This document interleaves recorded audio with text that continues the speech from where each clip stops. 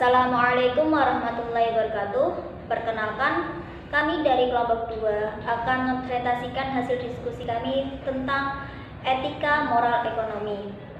Sebelumnya, perkenalkan terlebih dahulu anggota kelompok kami. Saya sendiri Wuri Tika Winahyu, NIM 2020610092, Ramdhani Ahmadus Sufi, NIM 2020610068, Nur Ahmad Rianto, NIM 2020610077, dan Emma Suciati, NIM 2020610097. Yang pertama, saya akan menerangkan tentang konsep etika ekonomi Islam.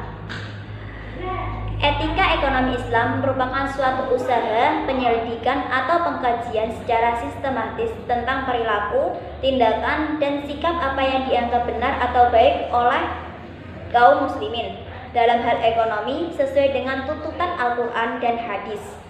Sumber etika ekonomi dalam Islam terdapat pada surat Al-Isra ayat 26, yaitu ayatnya adalah wa atidal qurba haqqahu wal miskina wabnas sabili wala tubadzir tabdzira, yang berarti dan berikanlah kepada keluarga-keluarga yang terdekat akan haknya, kepada orang miskin dan orang yang dalam perjalanan atau musafir, dan janganlah kamu menghambur-hamburkan hartamu secara boros. Baik, saya akan melanjutkan dari rekan saya. Selanjutnya, perbedaan antara Islam dan materialisme ialah bahwa Islam tidak pernah memisahkan ekonomi dengan etika. Seperti halnya tidak pernah memisahkan antara ilmu dan akhlak, politik dan etika, perang dengan etika, karena dialah kerabat sedarah daging dengan kehidupan Islam. Karena Islam adalah risalah yang diturunkan Allah Subhanahu wa Ta'ala melalui Rasul-Nya untuk membenahi akhlak manusia. Nabi Shallallahu Alaihi Wasallam bersabda, yang artinya dari Yahya al-Laisti, dari Malik bahwasannya telah sampai kepadanya berita bahwa Rasulullah Shallallahu Alaihi Wasallam, aku diutus untuk menyempurnakan akhlak yang baik. Hadis riwayat Malik bin Anas.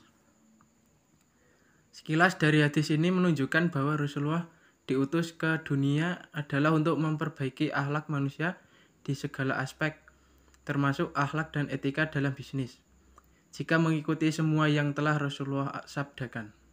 Selanjutnya akan disampaikan oleh rekan saya. Kepadanya saya persilahkan. Selanjutnya adalah etika dalam mencari nafkah. Anjuran dalam Al-Quran terhadap usaha dan pemenuhan tanggung jawab bukan sekedar perintah bekerja yang hanya menghasilkan materi. Dalam pandangan Al-Quran, mencari nafkah merupakan salah satu bentuk ikhtiar yang harus dilaksanakan oleh manusia.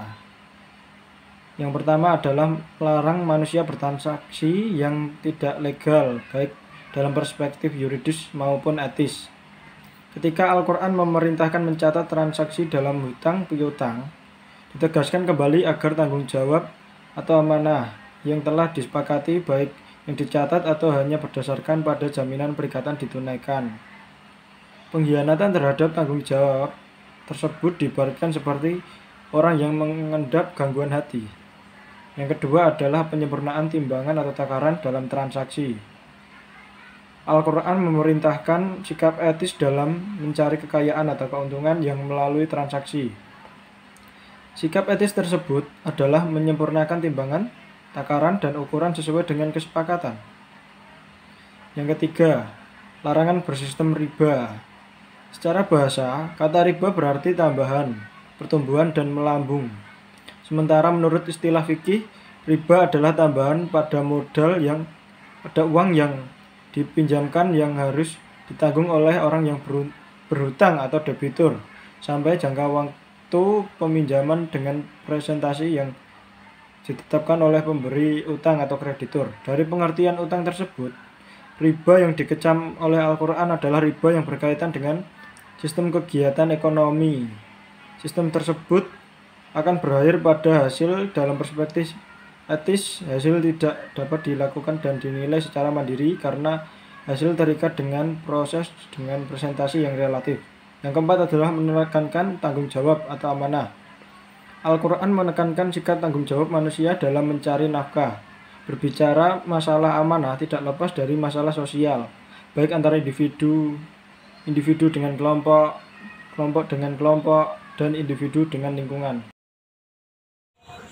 Selanjutnya, aksioma etika Islam. Titik sentra etika Islam merupakan yang menentukan kebebasan manusia untuk bertindak dan bertanggung jawab karena kepercayaan terhadap Allah Maha Kuasa. Pandangan Islam tentang manusia dalam hubungan dengan dirinya sendiri dan lingkungan sosial dapat direpresentasikan dengan 5 konsep. 5 konsep ini sering disebut aksioma dasar etika bisnis Islam yang terdiri atas 1. Prinsip-prinsip umum yang terhimpun menjadi satu kesatuan yang terdiri atas konsep-konsep keesaan atau yang biasa disebut tauhid. Yang kedua, keseimbangan. Ketiga, kehendak bebas. Keempat, tanggung jawab. Dan kelima, kebajikan atau ihsan.